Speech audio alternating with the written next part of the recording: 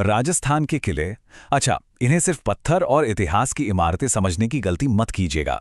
ये वो जगहें हैं जहां आज भी डरावनी हकीकतें सांस लेती हैं। तो चलिए, आज हम इन किलों के कुछ सबसे गहरे और कह सकते हैं खूनी राज खोलने जा रहे हैं।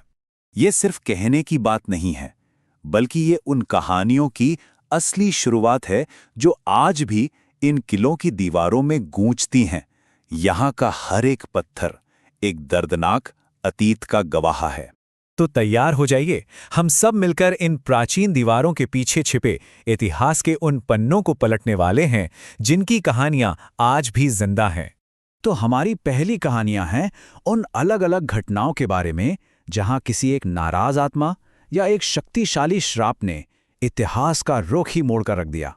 जयपुर के नाहरगढ़ किले की कहानी सुनकर लगता है जैसे किसी हॉरर फिल्म का सीन हो, लेकिन ये एक ऐसी हकीकत है जिसने एक राजा को भी घुटने टेकने पर मजबूर कर दिया था।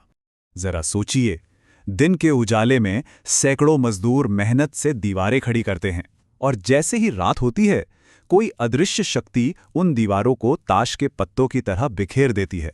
हर रोज यही होता था। राजा समझ गए कि उनका मुकाबला किसी इंसान से नहीं बल्कि एक नाराज रूह से है। आखिर में राजकुमार नाहर सिंह की आत्मा को शांत करने के लिए किले के अंदर ही उनका मंदिर बनवाया गया और किले का नाम ही उनके नाम पर नाहरगढ़ रख दिया गया। अगर एक आत्मा एक किले का नाम बदलवा सकती है, तो सोचिए एक जिंदा दफन इंसान और एक साधु का श्राप क्या कर सकता है। हम बात कर रहे हैं जोधपुर के मेहरानगढ़ किले की, जिसकी नींव में सीमेंट और पत्थर के साथ साथ यही मिला हुआ है। हुआ यूं कि राव जोधा ने वहां तपस्या कर रहे एक साधु को जबरदस्ती हटा दिया, तो उस साधु ने गुस्से में श्राप दिया कि ये जगह हमेशा पानी के लिए तरसेगी। अब इस शक्तिशाली श्राप को तोड़ने के लिए राजा ने एक ऐसा कदम उठाया जिसे सुनकर आज भी रूह कांप जाती है। तो सवाल ये है कि कीमत क्या थी? सिर्फ एक इंसान की जान। उस श्राप को काटने की कीमत थी एक नर बलि। राजा राम मेघवाल नाम के एक शख्स ने अपनी मर्जी से ये बलिदान दिया। उन्हें मारा नहीं गया, बल्कि एक शुभ मुहूर्त पर जिंदा ही किले की नींव में चुनवा दिया गया। कहते हैं मेहरानगढ़ की दीवारें आज भी उस बलिदान की गवाही देती हैं।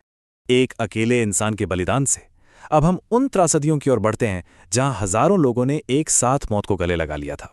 चित्तौड़गढ़ किला। ये किला भारत के सबसे बड़े और सबसे भयानक जौहर का गवाह है। जब राजपूत राजा हार के बेहद करीब थे, तब रानी पद्मिनी ने एक ऐसा फैसला लिया जिसने इतिहास को हमेशा के लिए बदल दिया। 16,000 रानी पद्मिनी के नेतृत्व में 16,000 रानियों और दासियां एक बहुत बड़े अग्निकुंड की तरफ बढ़ीं और एक एक करके उस धधकती आग में कूद गईं।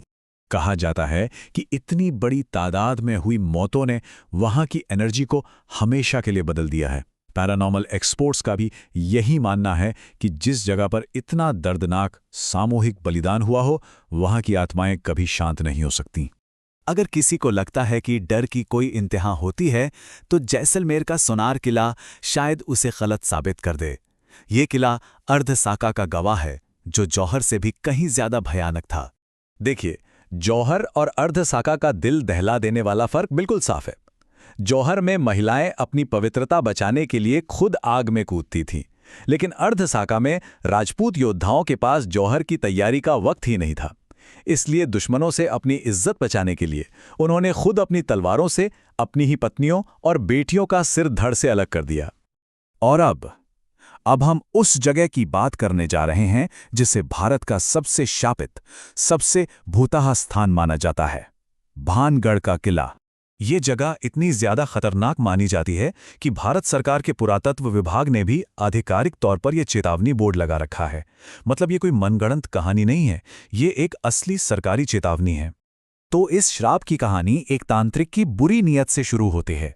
उसने राजकुमारी को पाने के लिए एक जादुई इत्र बनाया, लेकिन राजकुमारी को उसकी साजिश का पता चल गया और उन्होंने वो इत्र एक चट्टान पर फेंक दिया। वो चट्टान तांत्रिक की तरफ लुढ़की और मरते मरते उसने पूरे शहर को वीरान होने का श्राप दे डाला। कहते हैं कि वो श्राप आज भी कायम है। भानगढ़ के किसी भी घर पर छत नहीं है। जैसे ही कोई छत डालने की कोशिश करता है, वो अपने आप गिर जाती है और रात होते ही यहाँ का माहौल पूरी तरह बदल जाता है। खंडहरों से औरतों के रोने और अजीबोगरीब चीखने की आवाजें आने लगती हैं। तो इन सब कहानियों का आखिर मतलब क्या है? क्या ये सिर्फ लोक कथाएं हैं या फिर कुछ और? आखिर में ये समझना जरूरी है कि ये दीवारें सिर्फ पत्थरों का ढेर नहीं हैं। ये एक तरफ तो वीरता और शौर्य के स्मारक हैं, तो दूसरी तरफ दर्द की ऐसी कब्रगाहें हैं जो उन हजारों आत्माओं की कहानी कहती हैं जो आज भी शायद अपनी शांति की तलाश में भटक रही हैं। ये सारी कहानियां एक सवाल जरूर खड़ा करती हैं। क्या ये सिर्फ इतिहास के पन्ने हैं या उन घटनाओं की ऊर्जा आज भी इन किलों में कैद है? शायद इसका जवाब हमेशा एक रहस्य ही रहेगा।